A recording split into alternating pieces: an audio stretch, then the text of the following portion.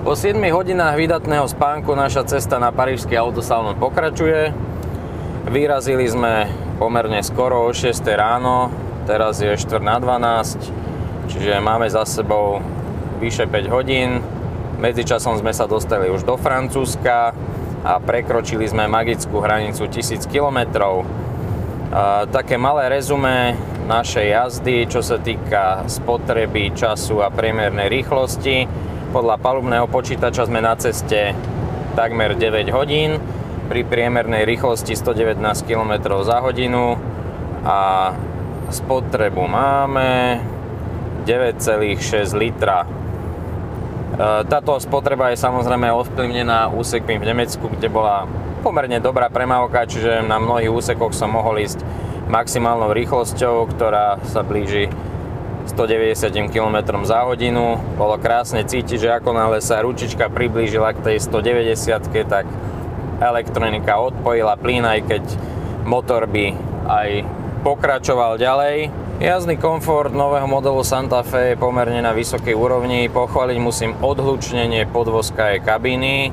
Aj pri tej rýchlosti 190 km za hodinu bol vnútorný šum alebo vnútorný hluk na veľmi priateľnej úrovni a ani veľké spätné zrkadlá, ktoré sú ináč výborné hlavne v meste a pri parkovaní, nevyrábajú taký veľký aerodynamický hluk, ako by som očakával, čiže sú po stránke aerodynamiky dobre riešené.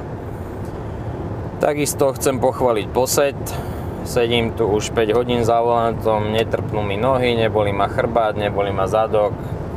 Veľmi fajn, naozaj veľké pohodlné sedadlá, ktoré nie sú príliš mäkké, ale tak priateľne, akurát. A už sa teším, kedy sa budem môcť rozvaliť dozadu a vyskúšať pohodlie sedenia v zadnej časti. Pod kapotom máme, ako som spomínal, 2.2 diesel o výkone 197 koní, ktorý spolupracuje so 6-stupňovým automatom. Tento automat nie je možno v radení taký rýchly a taký intuitívny ako prevodovky Audi a BMW. Z užívateľského hľadiska tomuto automatu nič nechýba. Vôbec sa nedivím výrobcovi, že ho ponúka ako jedinú alternatívu k tomuto motoru, lebo aj ja v polohe zákazníka by som si ho určite vybral. S pribúdajúcim časom sa v interiéri množia odpadky, ale je ich kam zasúvať. Kávu nahradila čokoláda, energia musí byť po ceste. No a zhodnotíme si aj trochu jazdné vlastnosti.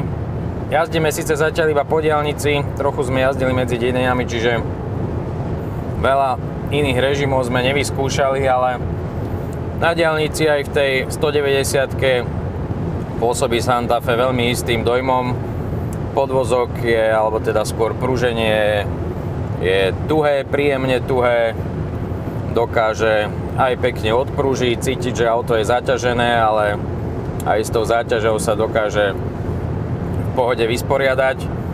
Pochváliť chcem brzdy. Na nemeckých diaľnicách poznáte tie situácie, že idete 190 a zrazu si kamión zmyslí, že ide obiehať pomalšie vozidlo, tak vám behne rovno do cesty.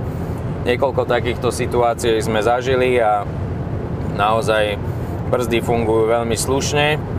V minulosti som sa dokonca na SUVčkách stretol s tým, že pri niekoľkých takýchto prudkých panických brzdeniach sa už prehriali kotuče a začali triasť. Niekoľko takýchto brzdení máme za sebou a zatiaľ sa javia v poriadku. Pekne sa dávkuje sila. Naozaj brzdy sú veľkou oporou tohto auta. Pokiaľ by vás zaujímalo, čo mi na tomto aute vadí alebo skôr chýba, tak sú to niektoré výbavové prvky. Na nemeckej diaľnici by sa určite hodil adaptívny tempomat. Pri dlhšej jazde zase a pri kožených sedadlách vo výbave vetranie, nie len vyhrievanie, pretože po niekoľkých hodinách cesty automaticky máte spotený chrbát, čo nie je víťazstvo, keď je vonku 10 stupňov a teraz vystúpim, kým si stihnem obliecť bundu a ofúkne. No a Stále nie som spokojný tiež so svetlami. Proste Hyundai by mal niečo robiť, alebo teda Korejci vo všeobecnosti, Kia a Hyundai by mali niečo robiť so svetlami, ktoré sú podľa mňa nedostatočné na tie výkony a tie rýchlosti, ktorými sú tieto auta schopné jazdiť. Svetelný lúč je slabší v porovnaní s konkurenciou.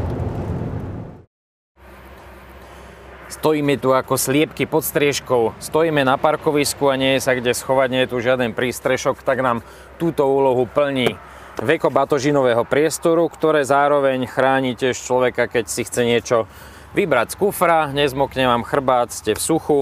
A ešte jeden detail sa Korejci naučili, alebo teda odkúkali od konkurencie, a to sú prahy chránené dverami, čiže v takom počasí, ako je teraz daždi, si nezašpinite nohavice. Po 1 kilometri sa držte vľavo a pokračujte na 4 smerom na Paríž. Teta s roztraseným hlasom nám vždy urobí dobrú náladu, keď sa ozve. Naozaj je to zábavné. Tomuto hovorím relax na dlhej ceste. Sedím tu rozvalený, mám si kam nohy upratať, aj kolena. Môžem spať v niekoľkých polohách rovno. Keď ma začne bolieť zadok v tejto polohe, môžem sa premiestniť na bok, pohodlne si oprieť hlavu o opierku a aj v tejto polohe sa výborne spí. Keď ma začne bolieť zadok na tejto strane, zase sa môžem preklopiť na druhú. Tých variácií je niekoľko. Chlapci, zobuďte ma, keď budeme v Paríži.